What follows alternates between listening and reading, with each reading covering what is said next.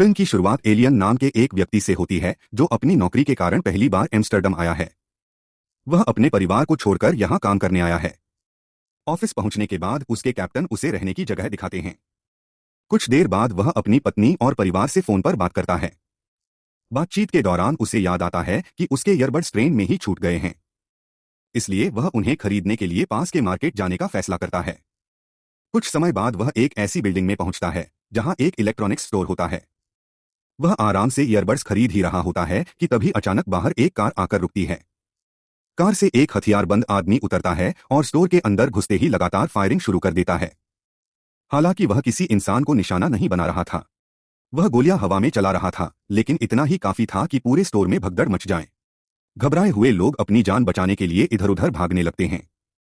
Alien भी डरकर एक मेज के नीचे छिप जाता है।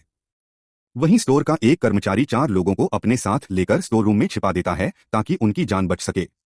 कुछ ही देर में पूरा स्टोर लगभग खाली हो जाता है। लेकिन इससे पहले कि एलियन बाहर निकल पाता, आतंकवादी उसे देख लेता है और बंधक बना लेता है। उधर बाहर पहले से मौजूद 2 पुलिस अधिकारी आतंकवादी को रोकने के लिए उस पर गोलियां चलाते हैं। जवाब में वह भी उन पर अंधाधुंध फायरिंग शुरू कर देता है। दोनों पुलिसकर्मी अपनी जान बचाने के लिए सड़क किनारे बने बैरिकेड के पीछे छिप जाते हैं। आतंकवादी को लगता है कि उसने सिर्फ एक ही आदमी को बंधक बनाया है, जिसकी मदद से वह अपनी मांगे सरकार से मनवा लेगा। लेकिन उसे इस बात का बिल्कुल अंदाजा नहीं होता कि इसी बिल्डिंग की धीरे धीरे पूरी बिल्डिंग को पुलिस घेर लेती है। पुलिस मुख्यालय से आतंकवादी से संपर्क किया जाता है और उससे पूछा जाता है कि आखिर वह चाहता क्या है। आतंकवादी जवाब देता है कि वह किसी ऐसे अधिकारी से बात करना चाहता है जो सीधे सरकार से जुड़ा हो। उसकी कुछ मांगे हैं और अगर वे पूरी नहीं हुई तो वह एक बटन दबाकर पूरी बिल्डिंग उड़ा देगा। उधर स्टोर रूम में छिपे 4 लोग भी उसकी बातें सुन रहे थे। चूंकि आतंकवादी को उनके वहां छिपे होने की कोई जानकारी नहीं थी, इसलिए स्टोर का कर्मचारी चुपके से पुलिस को फोन करता है और बताता है कि वे 4 लोग अभी भी बिल्डिंग के स्टोर रूम में सुरक्षित छिपे हुए हैं। वह पुलिस को यह भी बताता है कि आतंकवादी अकेला आया है, उसका कोई साथी नहीं है। उसने अभी तक किसी को गोली नहीं मारी है, बल्कि सिर्फ हवा में फायरिंग की है और फिलहाल उसने केवल एक व्यक्ति यानी एलियन को बंधक बना रखा है। जैसे जैसे समय बीत रहा था, मामला और भी गंभीर होता जा रहा था। ऊपर फंसे 40 लोगों में डर लगातार बढ़ता जा रहा था। सरकार का पहला मिशन किसी भी तरह उन सभी लोगों को सुरक्षित बाहर निकालना था, लेकिन यह ऑपरेशन पूरी तरह गुप्त रखना भी जरूरी था ताकि आतंकवादी को इसकी भनक न लगे। इसी वजह से स्पेशल फोर्स की टीम भी बिल्डिंग के चारों ओर तैनात कर दी जाती है।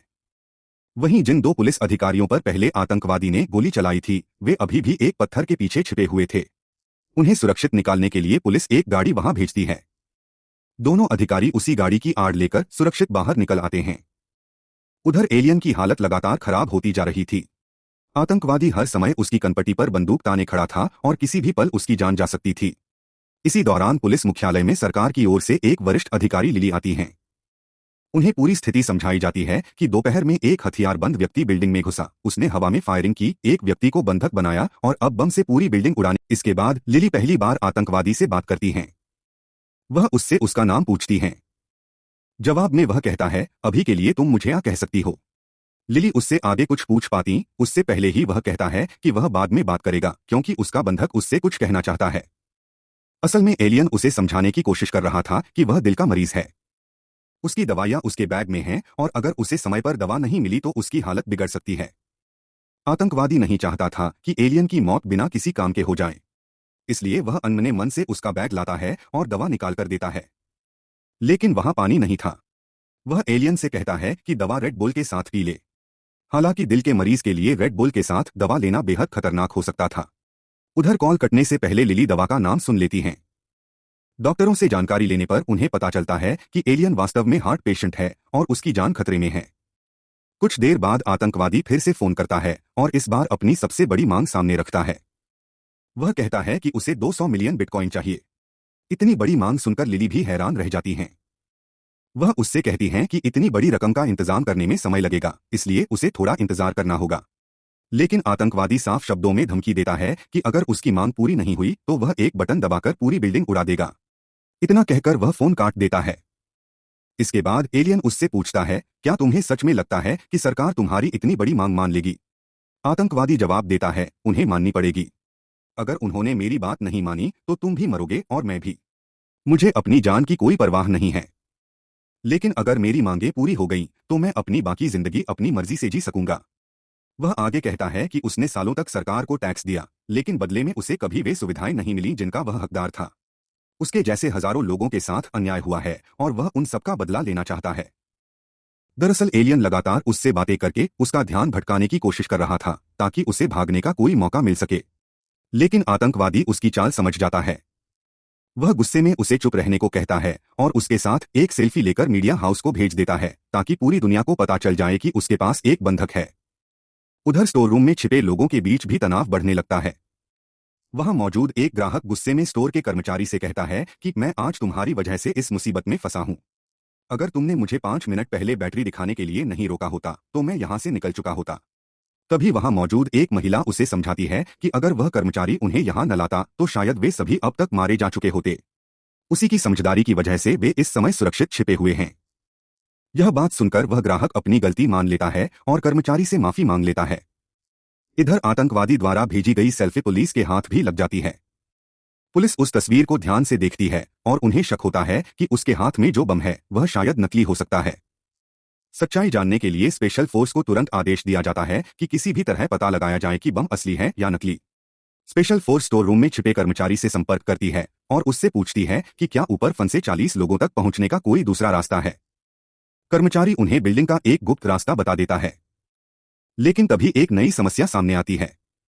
वह बताता है कि यह पूरी बिल्डिंग ऑटोमेटेड है और रात ठीक 9 बजे इसकी सभी लाइटें अपने आप बंद हो जाती हैं। अगर ऐसा हुआ तो आतंकवादी इसे पुलिस की चाल समझ सकता है और घबराकर बम विस्फोट कर सकता है। यह जानकारी मिलते ही लिली तुरंत आतंकवादी को फोन करती हैं और पहले से ही उसे बता देती हैं कि रात 9 बजे लाइटें अपने आप बंद होंगी। यह बिल्डिंग की सामान्य व्यवस्था है, इसलिए उसे घबराने की जरूरत नहीं है। हालांकि लिली ने सब कुछ साफ साफ बता दिया था, लेकिन फिर भी को विश्वास नहीं होता। जैसे ही लाइटें बंद होती हैं, वह तुरंत एलियन पर बंदूक तान देता है। डर के मारे एलियन उससे अपनी जान की भीख मांगने लगता है। वह कहता है कि उसकी पत्नी और बच्चे हैं, कृपया उसे मत मारो। कुछ ही पलों बाद बैकअप सिस्टम चालू हो जाता है और लाइटें फिर से जल उठती हैं। गुस्से में लिली से कहता है, तुम लोग मेरे साथ खेल खेल रहे हो। तुमने कहा था कि लाइटें बंद होंगी, लेकिन वे फिर से कैसे जल गईं? लिली उसे समझाती हैं कि बैकअप सिस्टम भी पहले से सक्रिय कर दिया गया था ताकि बिल्डिंग पूरी तरह अंधेरे में न डूबे और कोई हादसा न हो। इसके बाद अपनी नई शर्त रखता है। वह कहता है कि उसकी सभी मांगें पूरी की जाएं और उसके लिए एक सुरक्षित रास्ता तैयार किया जाए। वह एलियन को अपने साथ लेकर ही यहां से निकलेगा, क्योंकि उसे पूरा यकीन है कि अगर वह अकेला बाहर निकला तो पुलिस उसे तुरंत मार देगी। लिली उसे समझाने की कोशिश करती है कि वह एलियन को कोई नुकसान न पहुंचाए और पुलिस भी उसके साथ पूरा सहयोग कर रही है। इसी बीच स्टोर रूम में छिपा कर्मचारी हाथ से पूरी बिल्डिंग का नक्शा बनाकर पुलिस तक पहुंचा देता है। उसी नक्शे की मदद से स्पेशल फोर्स चुपचाप बिल्डिंग के अंदर प्रवेश करती है और ऊपर फंसे 40 लोगों को एक एक करके सुरक्षित बाहर निकालना शुरू कर देती है। इस पूरे ऑपरेशन के दौरान लिली लगातार से बात करती रहती हैं ताकि उसका ध्यान दूसरी ओर लगा रहे और उसे जरा भी शक न हो कि पुलिस उसके पीछे इतनी बड़ी कार्रवाई कर रही है। पुलिस का ध्यान भटकाने का प्लान पूरी तरह सफल हो जाता है और स्पेशल फोर्स बिना आतंकवादी को भनक लगे ऊपर फंसे सभी 40 लोगों को सुरक्षित बाहर निकाल लेती है। उधर स्टोर रूम में छिपा कर्मचारी दोबारा पुलिस से संपर्क करता है और बताता है कि उनके साथ छिपी एक महिला की तबीयत अचानक बिगड़ गई है। पहले सभी को लगता है कि उसे हार्ट अटैक आया है, लेकिन डॉक्टरों से लक्षणों के बारे में बात करने पर पता चलता है कि उसे हार्ट अटैक नहीं बल्कि पैनिक अटैक आया है। पुलिस उन्हें शांत रहने के लिए कहती है और कुछ ही देर में महिला की हालत सामान्य होने लगती है। इसी दौरान लिली फिर से बात करती हैं और पूछती हैं, अगर सरकार तुम्हारी सारी मांगें मान भी ले तो यहां से निकलने के बाद तुम क्या करोगे? जवाब देता है, यह मेरी जिंदगी है, मैं जो चाहूंगा वही करूंगा। लेकिन मेरी एक और शर्त है। मेरे लिए एक काली लिमोजीन तैयार रखी जाए ताकि मैं शान से यहां से निकल सकूं। बाहर चारों ओर स्नाइपर तैनात थे। तभी एक स्नाइपर की लेजर बीम गलती से आके शरीर पर पड़ जाती है। यह देखकर वह घबरा जाता है और उसे लगता है कि पुलिस उसे मारने की तैयारी कर रही है। वह तुरंत एलियन के सिर पर बंदूक तान देता है और गुस्से में कहता है, अब मैं तुमसे बात नहीं करूंगा। किसी बड़े अधिकारी से मेरी बात कराओ। अगर 5 मिनट के अंदर मेरी बात किसी वरिष्ठ अधिकारी से नहीं कराई गई तो मैं इस आदमी को गोली मार दूंगा। उधर ऑपरेशन में शामिल एक सैनिक, जिसे छुट्टी के दौरान अचानक ड्यूटी पर बुलाया गया था, अपने परिवार को लेकर परेशान था। उसकी पत्नी उससे नाराज थी। तभी उसका साथी उसे समझाता है कि एक सैनिक होने के नाते देश की सेवा सबसे बड़ी जिम्मेदारी है और उसे खुशकिस्मत समझना चाहिए कि उसके पास परिवार है, क्योंकि हर सैनिक इतना भाग्यशाली नहीं होता। इधर 5 मिनट पूरे होने वाले थे, लेकिन किसी वरिष्ठ अधिकारी से संपर्क नहीं हो पाया। उल्टी गिनती शुरू कर देता है। जैसे ही वह गोली चलाने के करीब पहुंचता है, लिली अचानक उससे पूछती है, तुम्हें किस रंग की कार चाहिए? का ध्यान तुरंत भटक जाता है। वह अपनी गिनती भूलकर कहता है, मुझे काले रंग की लिमोजीन चाहिए। इस तरह लिली अपनी सूझबूझ से कुछ और समय खरीद लेती हैं और एलियन की जान एक बार फिर बच जाती है। काफी देर से लगातार बातचीत करने के कारण एलियन फिर कहता है, कम से कम मुझे पानी तो दे दो। रेड बुल के साथ दवा लेने से मेरी हालत और खराब हो रही है। इस बार आप पुलिस से पानी मंगवाता है। थोड़ी देर बाद पानी दरवाजे के पास रख दिया जाता है।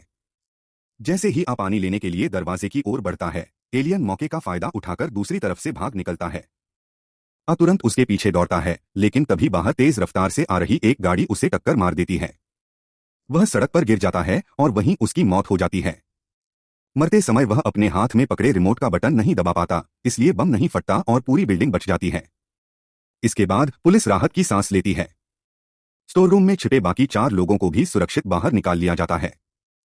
जांच में पता चलता है कि के पास मौजूद बम वास्तव में असली था। अगर पुलिस और स्पेशल फोर्स ने धैर्य और समझदारी से काम न लिया होता तो सैकड़ों लोगों की जान जा सकती थी। ऑपरेशन खत्म होने के बाद स्पेशल फोर्स एलियन को सुरक्षित उसके अपार्टमेंट पहुंचा देती है। बाकी सभी लोग भी अपने अपने घर लौट जाते हैं। एलियन के लिए यह पूरी घटना किसी बुरे सपने से कम नहीं थी। वह अपनी जेब से वही ईयरबड्स निकालता है जिन्हें खरीदने के लिए वह उस स्टोर में गया था। उन्हें हाथ में देखते ही उसकी आंखों से आंसू निकल पड़ते हैं। उसे एहसास होता है कि सिर्फ एक छोटी सी चीज खरीदने के लिए उसने अनजाने में अपनी जान जोखिम में डाल दी थी। फिल्म के आखिर में बताया जाता है कि यह कहानी एक सच्ची घटना से प्रेरित है। इसी भावुक संदेश के साथ फिल्म समाप्त हो जाती है।